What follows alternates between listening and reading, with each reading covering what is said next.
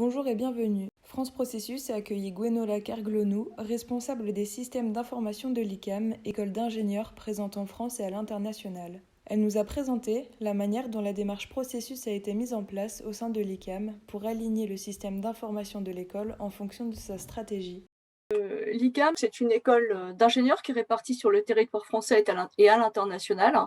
Il y a 5-6 ans, nous avons eu un changement d'organisation majeur. En 2016, Jean-Michel Viau, mon PDG, décide de faire un changement d'organisation drastique et il bascule tout le monde en mode pôle. Le comment, c'est une nouvelle organisation des métiers. On était en mode business unit, on devient en pôle, donc c'est beaucoup plus transverse. Et je m'aperçois que le SI finalement est là, mais il répond difficilement aux enjeux qui ont été proposés il y a 5-6 ans. Et donc, la décision que je prends à ce moment-là, c'est de formaliser les processus métiers.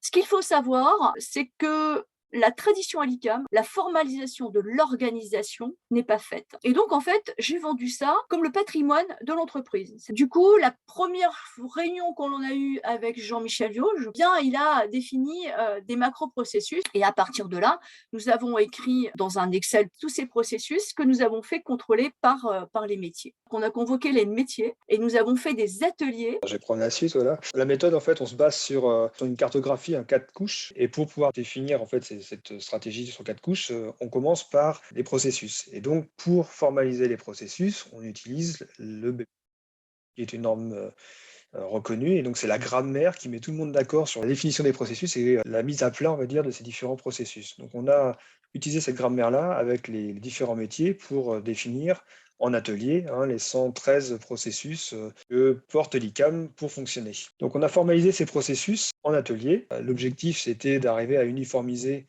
les pratiques. Dans la première étape, donc, c'est d'avoir formalisé tous ces processus et on part de ce terreau-là pour définir les fonctionnalités qui émanent des processus pour fonctionner, en fait. Donc, on les classifie dans une cartographie qu'on appelle BCM. On va définir, en fait, donc, cette BCM par pôle. Et chaque pôle, on va prendre les processus et on va sortir les différentes fonctionnalités. Ce qui fait qu'à la fin, on arrive à avoir une vision des fonctionnalités qui sont redondantes, celles qui sont manquantes, parce que l'objectif est d'arriver à se dire, est-ce que mon système d'information est aligné à cette stratégie et donc est aligné aux fonctionnalités que les métiers ont besoin pour travailler. Ensuite, on fait un prérequis, c'est-à-dire qu'on va faire une carto du SI existant. On va arriver à savoir quelles sont les fonctionnalités qui sont portées actuellement par le SI et quelles sont celles qui devraient être intégrées demain.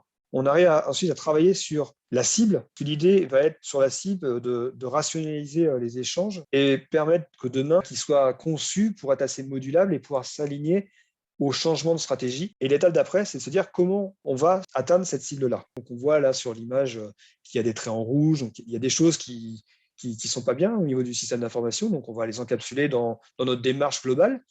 Et on va essayer de définir un ou plusieurs scénarios qui vont nous donner un rétro-planning quelque part pour atteindre notre cible. Donc on arrive en fait à définir dans cette BCM la liste des fonctionnalités que devront porter les outils de ces métiers-là.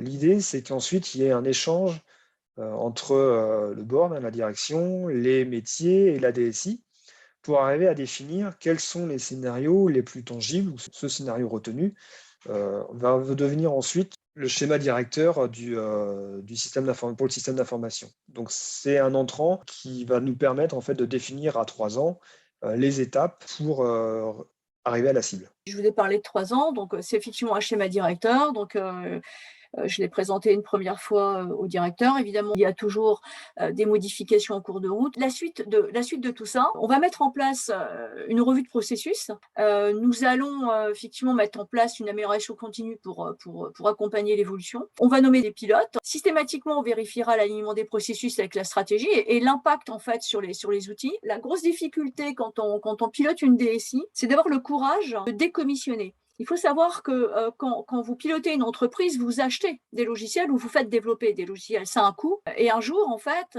il s'avère que finalement, il ne correspond plus beaucoup. Donc, si vous faites la démarche que nous avons fait sur les processus métiers et que vous apercevez que votre brique, elle ne correspond pas vraiment aux fonctionnalités des processus qui ont été écrits, eh bien, il faut avoir le courage de décommissionner, c'est-à-dire de dire cette brique, on l'arrête. Merci pour votre attention. Je vous invite à prendre connaissance du calendrier et des thèmes qui seront au programme des prochaines réunions plénières de France Processus sur www.franceprocessus.org. À très vite.